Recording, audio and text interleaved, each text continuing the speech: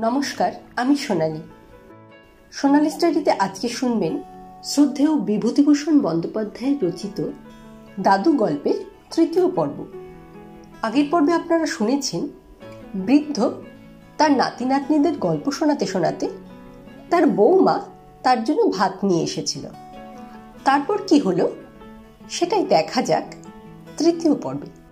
আচ্ছা, গল্পটি শুনতে ভালো লাগলে শুনতে শুনতে অবশ্যই চ্যানেলটিকে সাবস্ক্রাইব করে রাখবেন, তাহলে নতুন কোনো গল্প অথবা পরবর্তী পর্বগুলো আপলোড হলেই আপনাদের কাছে সবার আগে পৌঁছে যাবে।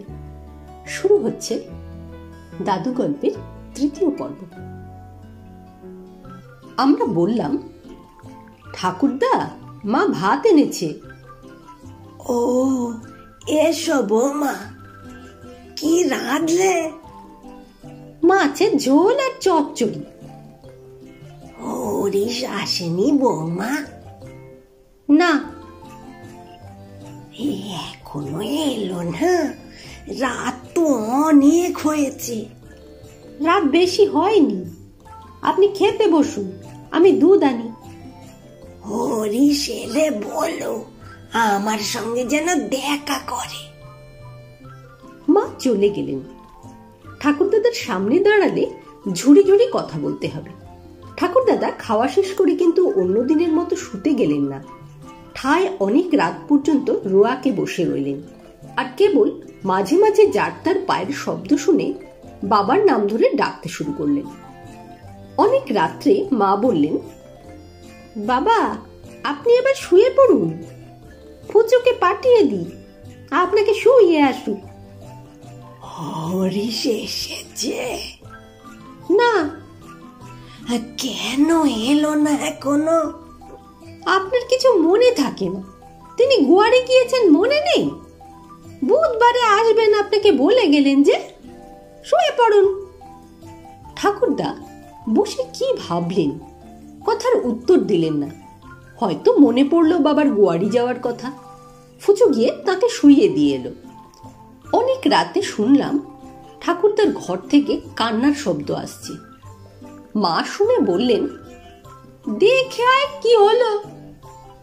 গিয়ে দেখি ঠাকুরদাদা বিছানার ওপর উঠে বসে কোণের দিকে হাত বাড়িয়ে লাঠি হাতড়াচ্ছেন। তিনি নাকি এখনই বাবার সন্ধানে বেরোবেন। বাবা কেন আসেনি এখনো, তিনি মোটেই ঘুমোতে পারেননি নাকি। আমরা জানি এ কথা ঠিক নয়। ঠাকুরদাদা বসে বসে ঢুলে পড়েন। তিনি না ঘুমিয়ে আছেন এত রাত পর্যন্ত। ইস, তার জানি নে। ঠাকুরদাদাকে বোঝাবার চেষ্টা করলাম। অবশেষে মা গিয়ে কড়া সুরে বললেন, আচ্ছা বাবা, আপনার কাণ্ডখানা কি শুনি? ওরা ছেলে মানুষ, ওদের ঘুমোতে দেবেন না একটু? 100 বার আপনাকে বলা হচ্ছে তিনি গোয়ারে গিয়েছেন, বুধবারে আসবেন। আপনি কিছুতেই তা শুনবেন না। রাত দুপুরে উঠে বাঁধিয়ে দিয়েছেন গোলমাল। ওরকম করলে থাকুন আপনি সংসারে, আমি একদিকে বেরুই। মাকে ঠাকুরদা ভয় করতেন। মা ঘরে পা দিতেই তিনি বেশ নরম হয়ে এসেছিলেন। সুরসুর করে চাদর মুড়ি দিয়ে শুয়ে পড়লেন। সকালে উঠে আমায় কাছে ডাকলেন, শোন মনু। কি?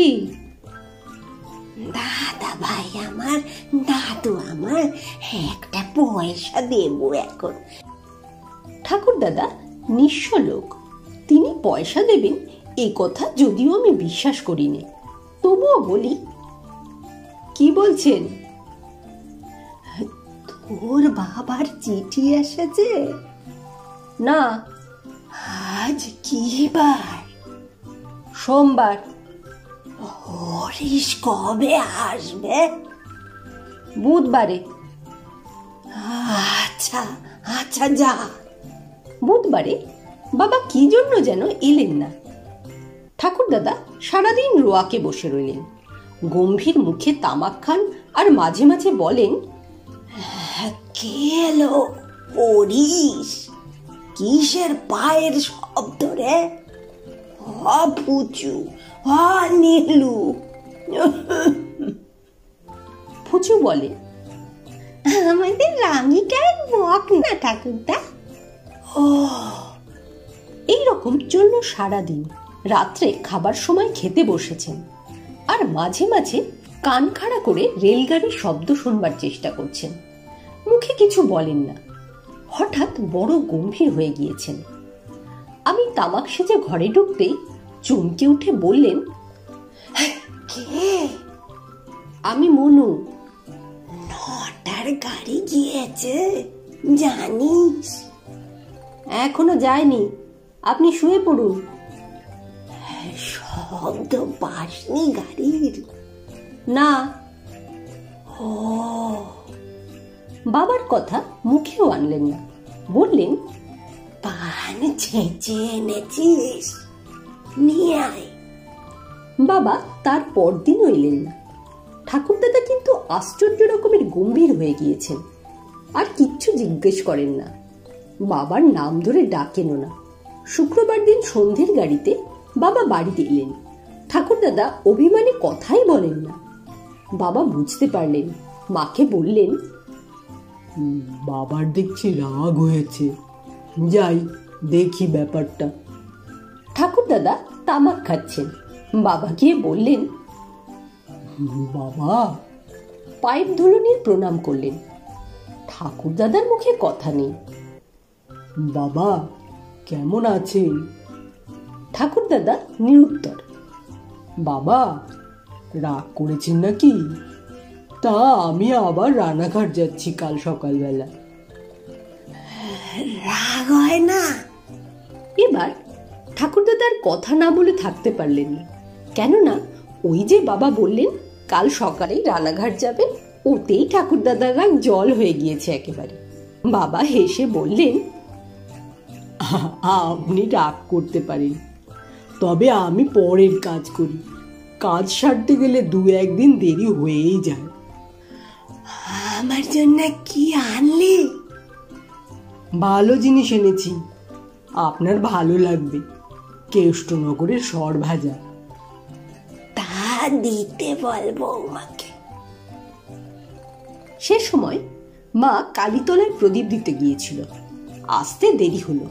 ঠাকুরদাদা অধীরভাবে বারবার আমাকে বলতে লাগলেন,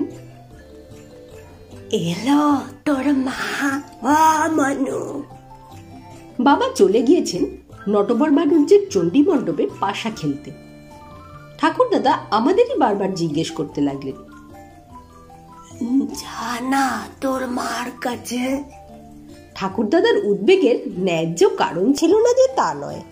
মা ঠাকুরদাদাকে বিশেষ পছন্দ করতেন না গোড়া থেকেই। তার জন্য খাবার এলে বাবা দাঁড়িয়ে থেকে না দিলে ঠাকুরদাদার ভাগ্যে অনেক সময় শূন্য অঙ্ক লেখা হতো, এই আমি জানি। শেষ হলো দাদু গল্পের 3য় পর্ব। গল্পটি শুনতে যদি ভালো লেগে থাকে তাহলে লাইক, শেয়ার এবং সাবস্ক্রাইব করে দেবেন চ্যানেলটিকে। আর আপনাদের মূল্যবান মতামত অবশ্যই জানাবেন কমেন্ট বক্সে। ফিরে আসছি গল্পের অন্তিম পর্ব নিয়ে সামনের শনিবার। ধন্যবাদ সকলকে।